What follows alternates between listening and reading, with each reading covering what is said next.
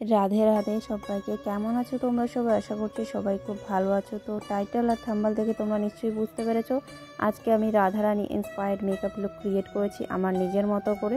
তোমরা যদি ডিফারেন্ট কিছু ট্রাই করতে চাইছো তাহলে কিন্তু আজকের ভিডিওটা প্লিজ দেখে তোমরা এভাবে লুক রিক্রিয়েট করতে পারো।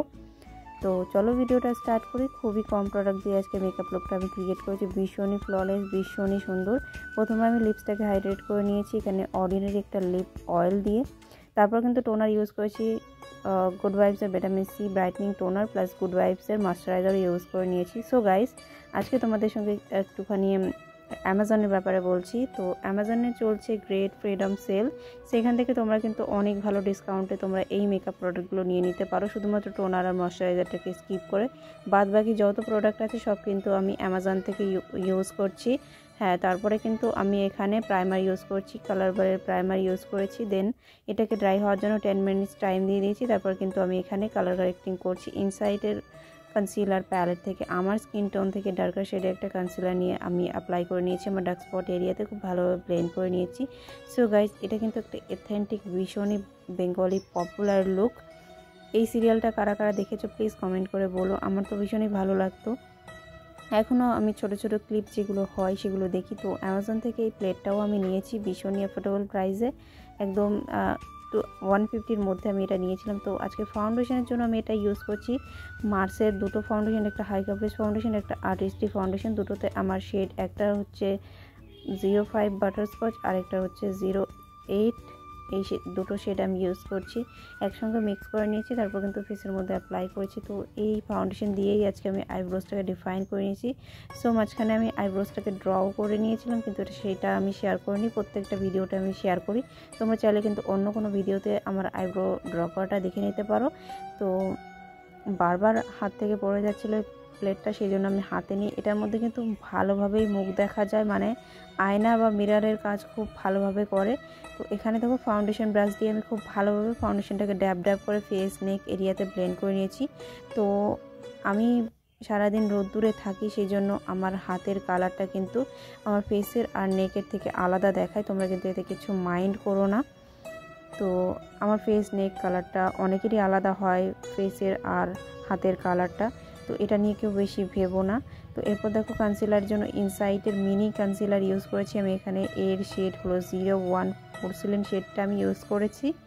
এটা একদমই ফেয়ার স্কিন টোনের জন্য। তো আমি এখানে আমার স্কিন টোন ম্যাচ করা একটা ফাউন্ডেশন ইউজ করেছিলাম, সেই জন্য আমি এখানে হাইলাইটিং কনসিলার ইউজ করেছি। যেহেতু আজকের লুকটা অনেক বেশি ব্রাইটন থাকা ভালো লাগবে দেখতে, মানে খুবই লাইটার বা একটুখানি গ্লোটা বেশি থাকলে ভালো লাগবে দেখতে। তো এখানে আমি ব্লাশারের জন্য ইউজ করছি কনসিলারটাকে ব্লেন্ড করার পরে ইনসাইটের মিনি ব্লাশার 05 স্ট্রবেরি ডিপ শেডটাকে আমি ইউজ করেছি। তো একটুখানি বেশি করেই আমি ব্লাশারটাকে ইউজ করেছি, যতটা তোমরা পছন্দ করো ততটাই অ্যাপ্লাই করে নেবে। তারপর কিন্তু ড্যাম বিউটি ব্লেন্ডার দিয়ে খুব ভালোভাবে এভাবে ড্যাব ড্যাব করে ব্লেন্ড করবে। তো আজকের মেকআপ লুকটা আশা করছি তোমাদের ভালো লাগবে। যদি ভালো লেগে থাকে তাহলে কিন্তু আমার চ্যানেলটা সবাই সাবস্ক্রাইব করতে পারো আর ভিডিওটাকে বেশি বেশি করে ওয়াচ করো। তারপরে কিন্তু আমি এখানে মেকআপ বেসটাকে সেট করার জন্য ইনসাইটের লুজ বানানা পাউডারটা ইউজ করছি।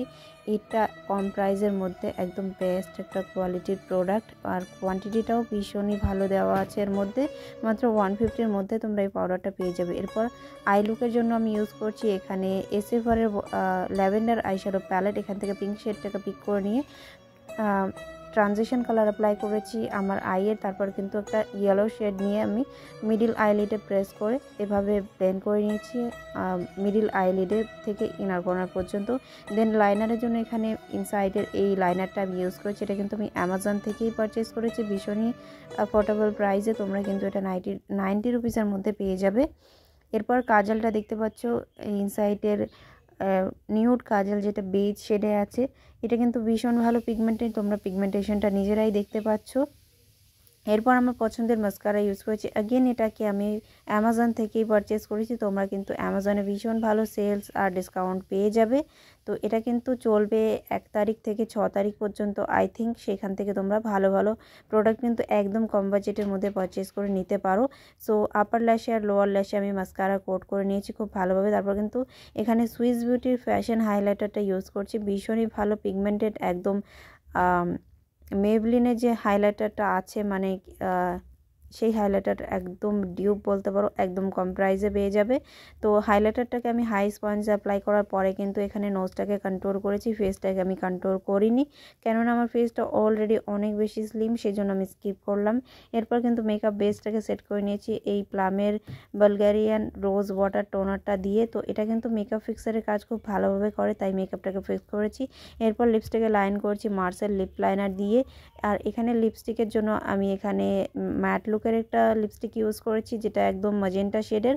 জাস্ট একটুখানি মিডিলে অ্যাপ্লাই করে ব্লেন্ড করে লিপ অয়েলটাকে আবারও আমি অ্যাপ্লাই করে নিয়েছি। জাস্ট এটাই ছিল আজকের লিপস্টিক লুক। তারপরে কিন্তু আমি কলকা করার জন্য এইভাবে ছোট ছোট টিপ নিয়ে নিয়েছি, এটাকে খুব ভালোভাবে মিডিলে একটা অ্যাপ্লাই করেছি, তারপর কিন্তু সাইড দিয়েও এভাবে অ্যাপ্লাই করে নিয়েছি। তারপর কিন্তু যেটা সিগনেচার রাধারানীর কলকা ডিজাইনটা ছিল সেইটাই আমি ক্রিয়েট করেছি, এটাই সবাই বেশিরভাগ টাইমে করে।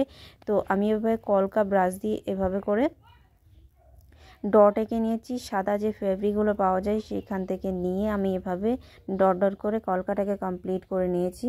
তো এভাবে করে কিন্তু তোমরা শ্যুটের জন্য তৈরি হতে পারো, বা তোমাদের অনুযায়ী তোমরা কিন্তু মেকআপ করতে পারো। So guys, this is my final makeup look. তো আজকের লুকটা ভীষণই সুন্দর লাগছে, আমার নিজের একদম সামনে থেকে মেকআপটা বেশি ভালো লাগছিলো। যদি ভালো লাগে লাইক শেয়ার করো, বাই।